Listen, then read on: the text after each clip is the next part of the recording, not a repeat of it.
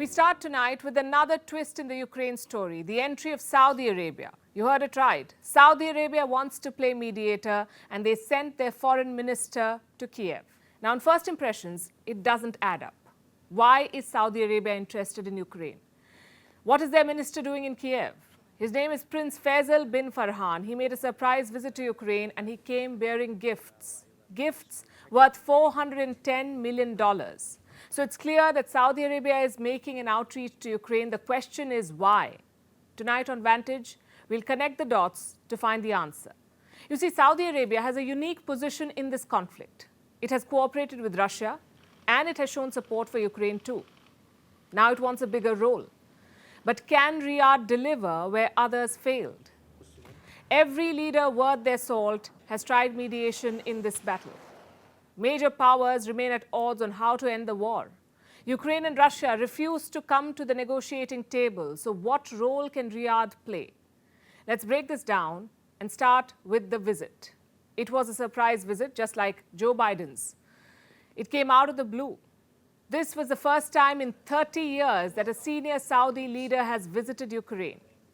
The foreign minister held a series of meetings. He met with President Volodymyr Zelensky. He also met Zelensky's chief of staff and Ukraine's foreign minister Dmytro Kuleba. They signed a range of agreements. Riyadh is giving aid worth $410 million to Ukraine. And the agreements dictate how this money will be spent, $410 million. A big chunk of this money will go towards oil grants. Basically, Saudi Arabia is financing oil products for Ukraine. Some $300 million will be spent towards this, to give oil products to Ukraine. Ukraine will be able to get oil from Saudi Arabia for free, up to $300 million. The Saudi foreign minister also had a message. He called for a peaceful end to the war.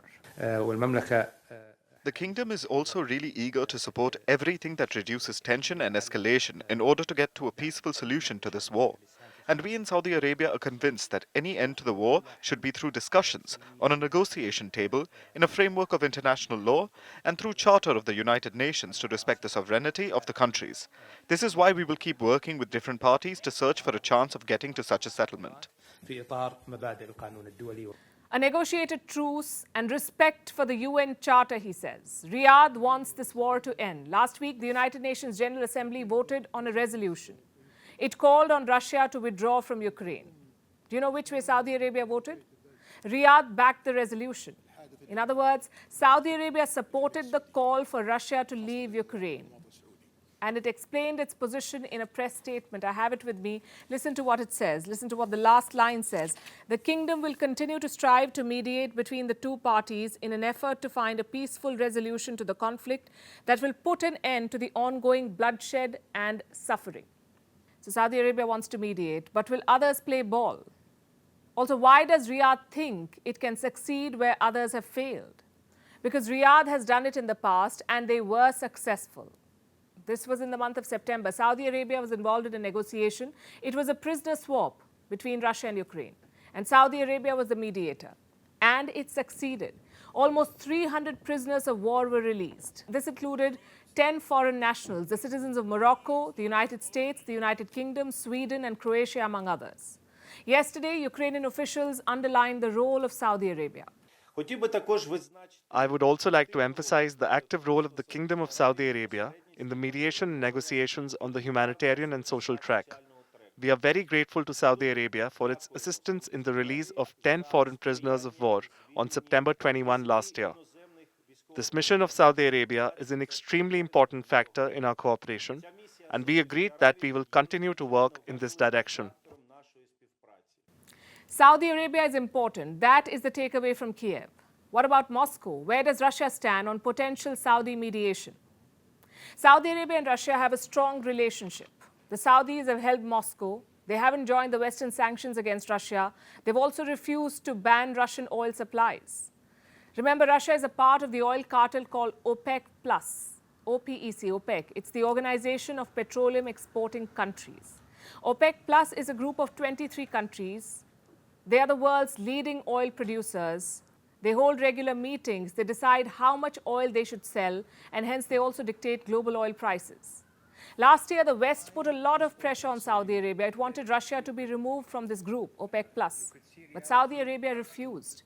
In fact, Biden traveled all the way to Riyadh for this and returned empty-handed. So the Saudis have stood by Russia. And this relationship with both Russia and Ukraine makes the Saudis potential mediators. Saudi Arabia has influence and leverage, and it has a successful track record of mediation. So Riyadh's efforts must be taken seriously. It's another matter that Riyadh itself remains bogged in a war, the one in Yemen. The United Nations has appealed for $4.3 billion for the people of Yemen. It's often called the forgotten war. But for now, the Saudis want to put all their energies on ending the war in Ukraine. But what's in it for them? Why should Riyadh bother itself with this? Succeeding where world powers have failed would raise Riyadh's stature. From being declared a pariah a few years ago to making headlines as a potential peace broker is a lot of progress for Riyadh. And it doesn't hurt that the Americans have praised the visit. Saudi Arabia has a lot to gain in this game, and it's playing its cards well so far. Now to Iran. A new enemy has been identified in Iran. Girls going to school. Girls receiving an education. Schoolgirls are being seen as a threat. And do you know what's being done to neutralize this threat? The girls are being poisoned. If you thought the crackdown on anti-hijab protesters was horrid, this is a new low. Girls going to school are being poisoned. By whom? Iran's regime won't identify them, but critics say it's a pretty easy guess. Our next report has more.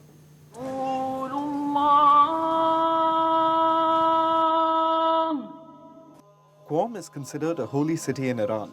Now, it's also known as a city where schoolgirls are being poisoned. Their crime, they go to school. Schoolgirls are being poisoned since November last year. Now the news is spreading.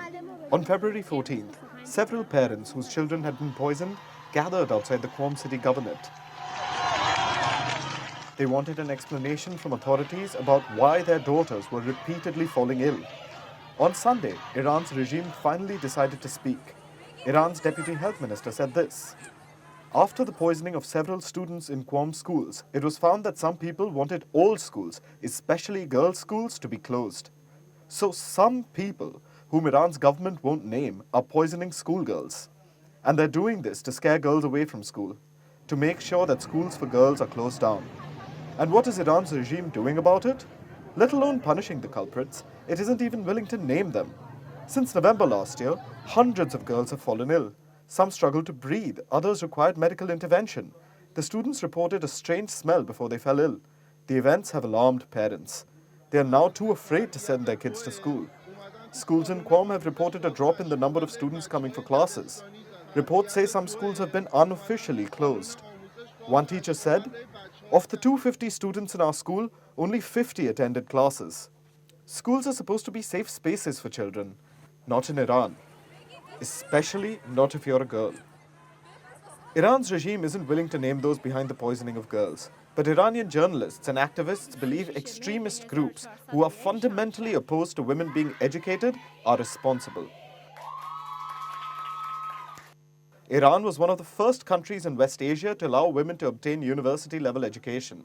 But a lot has changed since. Today, women's education is seen as a threat to political power.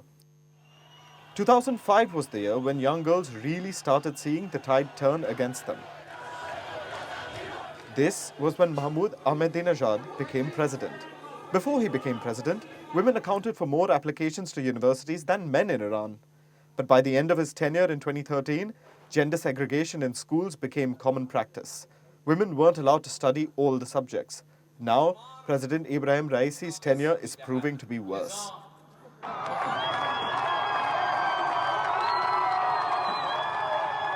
Since September last year, there have been widespread protests in Iran. What's remarkable is that they've been led by women. Iranian law mandates that women cover their heads with a headscarf or a hijab in public places. Those who don't fall prey to the country's morality police. Women are challenging this. The Islamic regime is cracking down hard. More than 500 people have been killed. The anti-hijab movement is Iran's longest-running protest after the Islamic Revolution of 1979. And going by how women continue to be treated in Iran, these protests won't die down anytime soon.